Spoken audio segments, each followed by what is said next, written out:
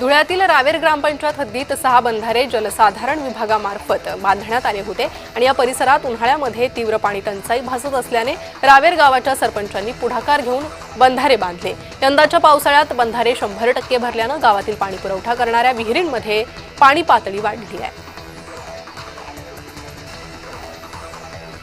मालेगाव शहरातील मासे बाजारात पाण्याची मुख्य पाईपलाईन फुटली आहे। यामुळे नागरिकांची तारांबळ उडाली असून 1 महिन्यात 2 वेळा ही पाईपलाईन फुटली। यामुळे नागरिकांकडून संताप व्यक्त करण्यात येतोय।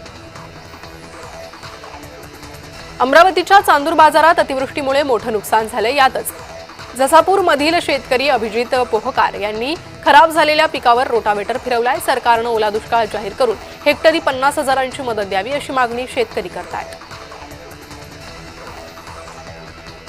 चांदवड तालुक्यात नुकसानग्रस्त शेतकऱ्यांना तत्काळ 50,000 रुपये हेक्टरी मदत देण्यात यावी। त्याचप्रमाणे तत्काळ पंचनामे करून मदत द्यावी अशी मागणी चांदवडमध्ये शिवसेनेच्या वतीने करण्यात आली आहे। यावेळी शिवसेना जिल्हा प्रमुख, तालुका प्रमुख आणि शिवसैनिक उपस्थित होते।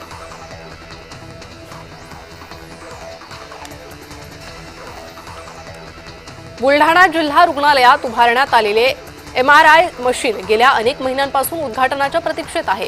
त्यामुळे गरजू रुग्णांना या सुविधेचा लाभ मिळत नसल्याने मोठ्या अडचणींना सामोरं जावं लागतंय। पालकमंत्री मकरंद पाटील यांच्या आदेशानंतरही रुग्णालयातील MRI मशीन बंदच आहे। रायगड जिल्ह्यातील कोळी आदिवासी समाज पुन्हा आक्रमक झालाय।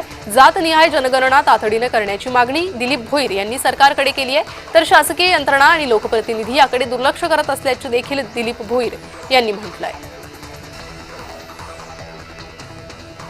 परभणीत महापालिका कर्मचाऱ्यांकडून काम बंद आंदोलन करण्यात येत आहे। कर्मचाऱ्यांनी गेल्या 5 महिन्यांपासून पगार मिळाला नाहीये, त्यामुळे हे आंदोलन करण्याचा निर्णय घेतला। तर पगार होत नाही तोपर्यंत काम बंद ठेवणार असल्याचा इशारा कर्मचाऱ्यांनी दिला। सांगलीतील मिरजला मुसळधार पावसाने झोडपलंय। विजांच्या कडकडाटासह मुसळधार पाऊस झाला असून अनेक ठिकाणी पाणी साचलं। तर अचानक आलेल्या पावसामुळे नागरिकांची तारांबळ उडाली।